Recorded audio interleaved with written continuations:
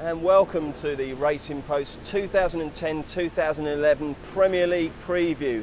And with me today a panel of expert judges from 188Bet. It's Rob Hartnett, the Racing Post senior football tipster is Mark Langdon, and our chief Saturday columnist Tony Cascarino. They're here to give you all the opinions on where the money's going to go and where your money should go on the title race this year. So without further ado, Rob Hartnett, it's a fascinating battle. You make Chelsea favourites, obviously. We're here at the home of the champions. Is the title going to stay here, do you think? Well, between Chelsea and United, they've been difficult to displace at the top of the table over the last number of years, and it's also difficult to see where the challenge is going to come from this year. Last year we had the excitement of the top four finishes. From a betting point of view, it's likely that that market is going to generate an awful lot more interest over the course of the season as well. But looking now in August ahead of the season, you've got to think it's going to be between Chelsea and Man United. My money, for what it's worth, would be on it staying here at the Bridge. Fair enough. And Mark Langdon, do you see it as a two-horse race? No, I don't. I think that Arsenal can actually get very much in the mix. I know you said there's a two-horse race. I mean, they were very unlucky last year. Van Persie got injured at a crucial time. They were right in it until he got injured. They've added Shamak now, so they've got the depth to the forward line. Fabregas looks like he's staying. I think that they've built on the team. They've got rid of Gallas, who was a real rotten egg in that dressing room. And I think this could be the year for Arsenal. They've been building slowly, and I think that at sort of around about the 7-8 to 1 mark, you really have got a decent bet.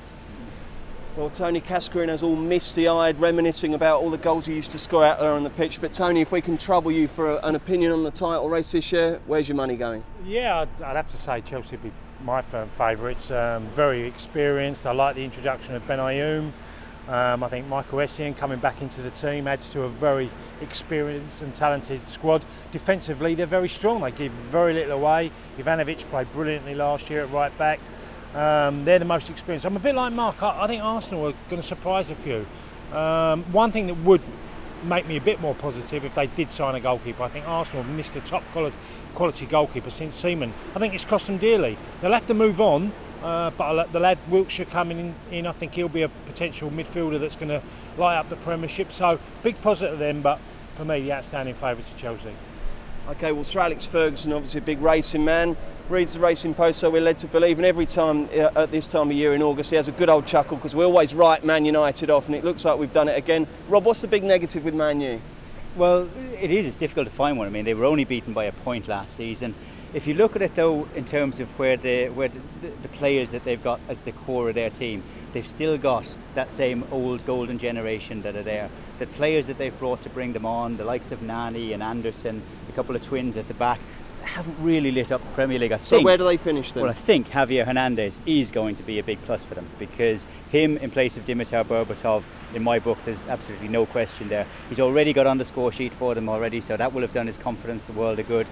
I think, bearing in mind what we said about Arsenal, I think Arsenal's season has got great potential, but it is very much dependent on Cesc Fabregas' frame of mind. Samir Nasri is playing well pre-season, Arshavin is playing well pre-season, but Arsenal need everything to go right for them. United, I can see them still coming second. And Mark, where do you have Man U finishing this year? I've got them finishing third, actually. I think that the older players are now perhaps one season too many for Van der Sar, for Scholes, for Giggs, and the younger generation, I think, are just a year behind where Ferguson would ideally like them to be. We've seen Arsenal do this with the young players and inconsistencies with them, and I think you'll see that. Raphael, he'll have one good game, one bad game. I don't see any sort of freshness to the midfielder. I mean, you've got Fletcher, a bit of a warrior, but not much else to his game. Carrick has completely lost faith. Ferguson, just dropped him completely at the end of the season. If you're looking at Gibson as sort of the great young hope of that midfield, then I think you really are scraping the barrel, really. So I think third at best for United. Fair enough. And Tony, the adverts in Manchester proclaimed last year that Manchester was turning blue. It didn't happen then. Will it happen this time? Because Man City, one of the hardest teams to assess, I think I've ever seen at the start of a Premier League campaign. Yeah, well, Man City are buying a lot of players. We all knew it was going to happen. I'm not so convinced that Yaya Toure is going to be a massive plus for them. He spent most of the season on the bench at Barcelona. I think they've got a great possibility of finishing in front of Man United, yes. I think Man United, for me, can Rooney have the same season as he had last year? Because he was immense. If he doesn't have anything near that type of season, Man United might not make the top four. And like Mark said, midfielders, bit short, Rio always injured. City will finish in front of them for me this year. A quick word on all the other sides, because we've got Liverpool and Aston Villa and Everton and Tottenham as well. Who do you think will be the best of the rest, Rob Hartnett? one of my bets of the season is going to be Everton to make a breakthrough into the top four this year. Good judge. Yeah, I think that they've done well. A lot of the players that they were missing last season, the likes of Arteta, Jagielka, players like that will be coming back into the side. It'll be almost as if they've had a wonderful season in the close season transfer market.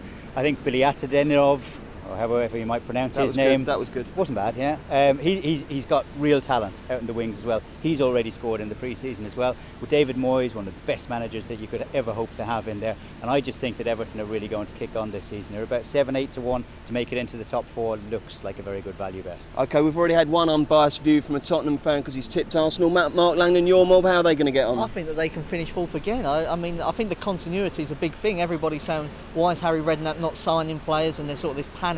That they're not bringing in any players, but I think they deserve to finish 4th last year. They had Modric out for half the season, Lennon out for the other half, so you put them two back in the team. I don't see any reason why Man City, for instance, should finish above them. Everton are a danger, they are improving, and it's difficult to know what will happen with Liverpool until this muted takeover happens. So for me, I think Tottenham are the safest bet at the moment. Okay, well, Liverpool, we haven't talked much about, Tony. It falls upon you to give your expert verdict on the once mighty Reds. What sort of season will they have? I'm worried about them. I think they're going to find it very, very difficult. Torres spent a lot of time injured last year. There's a lack of forwards. They're looking for free transfers. They're even looking at players like Luke Young. I don't think he'd have got near the Liverpool team years ago. I can't see them making the top 4. I think they're going to find it really difficult. Ngog will have to move on again. He started pre-season with a couple of goals. Is he good enough to lead the line in the Premiership? I don't think so. So I think Roy Hodgson's going to have a very difficult first year. Okay, there you have it. It's Chelsea, Arsenal, Chelsea. I'm going to go with Arsenal as well. Good luck with whoever you're backing, and thanks for joining us.